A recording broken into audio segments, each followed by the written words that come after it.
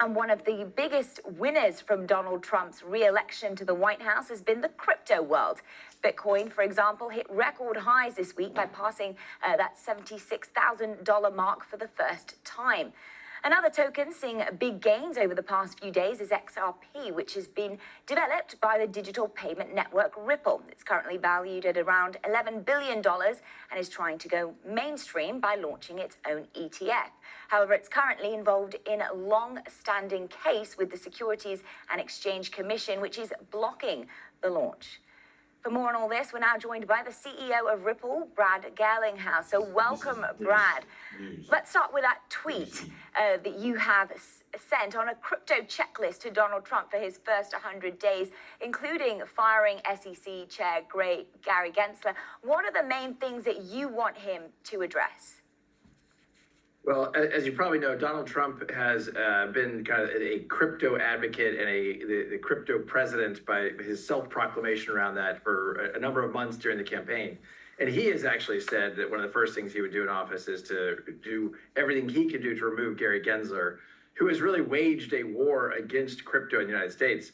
The irony, of course, is many countries around the world, even the UK, Switzerland, Singapore, have really leaned into crypto, created clear rules, which has allowed entrepreneurs and capital to flow in and allow the industry to grow and thrive.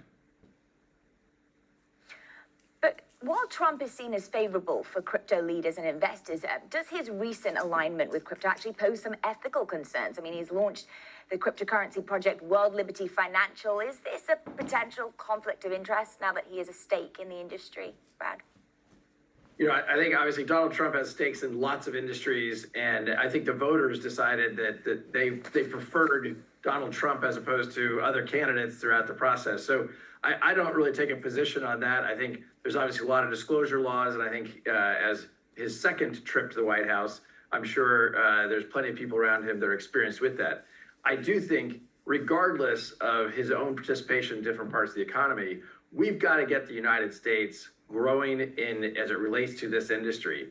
And the Biden administration, really not just the United States SEC, but other parts of the government as well, have been pretty hostile towards crypto, despite its growth, despite that it's over a $2 trillion market today. And with a Donald Trump win, are you expecting a resolution in this Ripple versus SEC lawsuit? I mean, this was surrounding whether XRP is considered a security or a digital currency. And what do you think a resolution would mean for the broader crypto industry? Well, as you probably know, we've been fighting with the SEC for 3.5 years. We won that case last summer. The SEC, the judge in that case declared very explicitly, XRP in and of itself is not a security. The SEC is appealing part of that decision, but importantly, they're not appealing the part of the decision that says XRP is not a security. So we feel very good about that. The law of the land of the United States is that XRP is not a security. What's frustrating, I think, for the whole industry is that only Bitcoin and XRP really have the explicit regulatory clarity in the United States.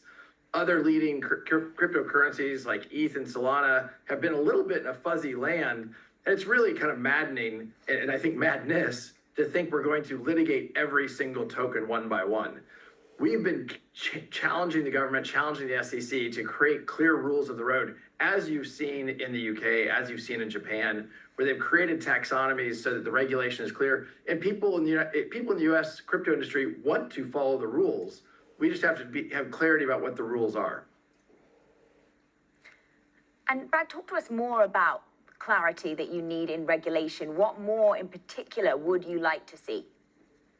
Well, I think the key thing is the SEC under Gary Gensler has tried to take the position that most cryptocurrencies are securities.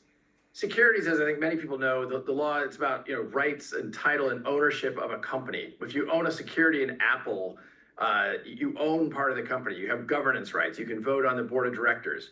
That obviously doesn't exist. If you own XRP, if you own ETH, if you own different cryptocurrencies, you're not getting the rights and title and interest of a security.